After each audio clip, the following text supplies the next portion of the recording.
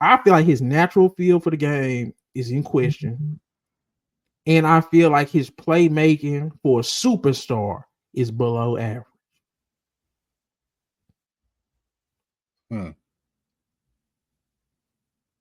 I mean, that's fair.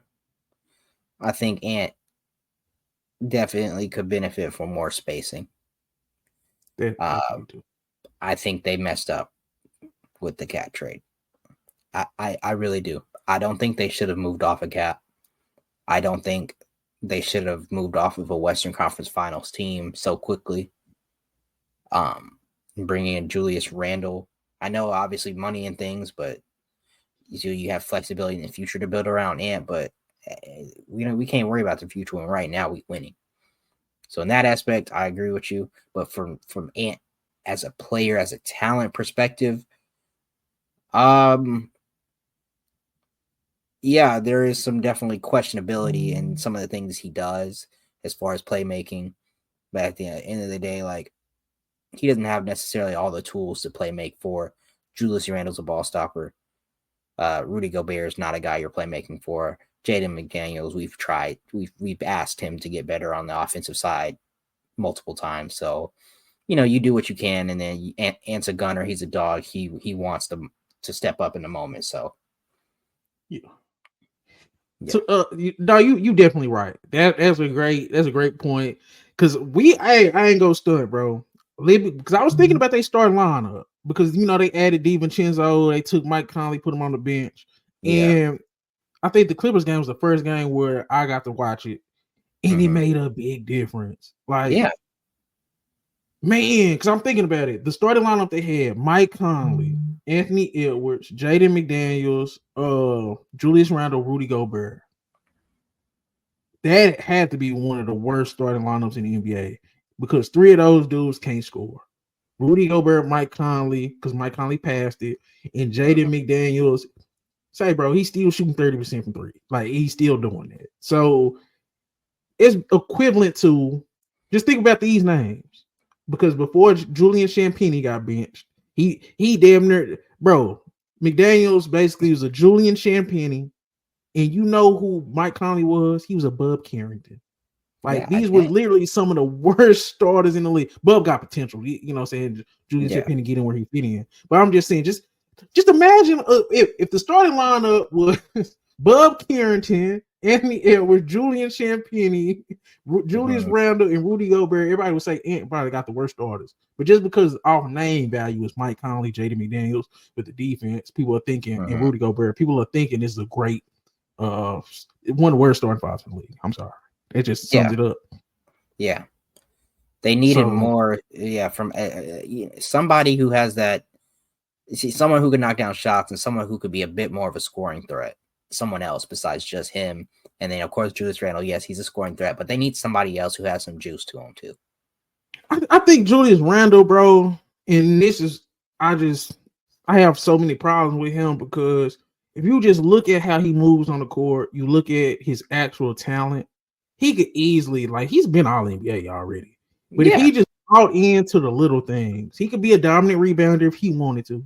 He could be a switch defender and a post defender if he wanted to. His playmaking is pretty good if he wanted to do it. If he could do all the ancillary things to complement Ant and willing to be doing those things, he'd be a top 10 second option in the league.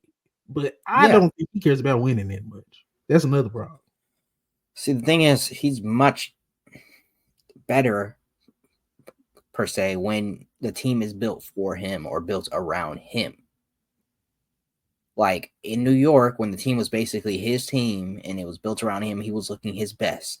When Jalen Brunson came and he basically, in a way, deferred, or, Jalen Brunson's a guy who's willing to play and defer or, pass off to Julius Randle. He's looking better. He's looking at his best. He has the ball in his hand. He can show off a little bit of his playmaking and then scoring, of course. But when he's playing next to Ant, I don't think that works the same. I think that's a selfishness thing. I mean, I've been watching Julius Randle since goddamn 2014, Kentucky, some high school. He ran my say, bro can do some of everything. He has no reason why he couldn't compliment some. He don't want to. He wants the ball in his hand. He wants to be the guy. he don't want to compliment on offense or defense. Like I just seen him be very lazy defensively. I just seen him jack up shots. I just seen him not space. There's nothing physically. There's nothing talent wise that stops Julius Randle for doing anything as a power forward. Mm-hmm. In terms of build, talent, athleticism, he has all that. There's no. He can shoot too. If he could actually just, I just think he don't want to do it, bro.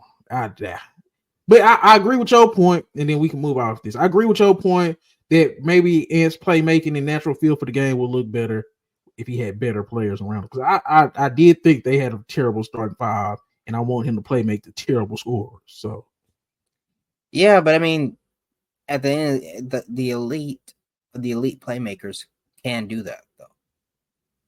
I just didn't like that he stopped putting pressure on the rim. I think, and he started shooting more. Stop getting to the free throw line. That just that's like goes back to the IQ thing.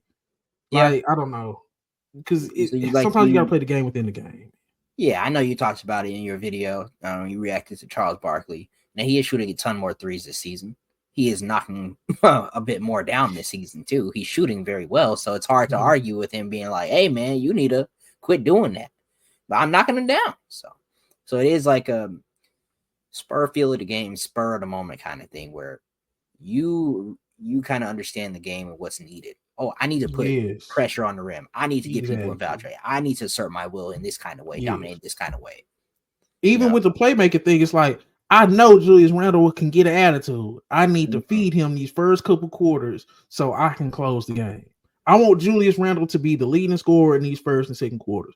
Just because that's going to set me up. He's going to be a little happier, go swing the ball, play a little harder on D. That's what I'm talking about when it comes to Anthony Edwards, just your ability to know the game within the game as an IQ and feel player. It's not talent, not athleticism. It's the small things. The things, like, it's equivalent to what made Tom Brady the greatest quarterback of all time. It wasn't talent. It was, it's third down. I don't want to put my wide receivers in these positions. I want to do this. I want to do that. This type of protection. Like, just natural feel for the game you're playing. But that's I don't know. Found some shit I love to do, so I can look comfortable. Searching for a peace of mind. Need that when it's time to rhyme. Perfect in every line. Any chance I get, and I know it takes time, but I will never quit.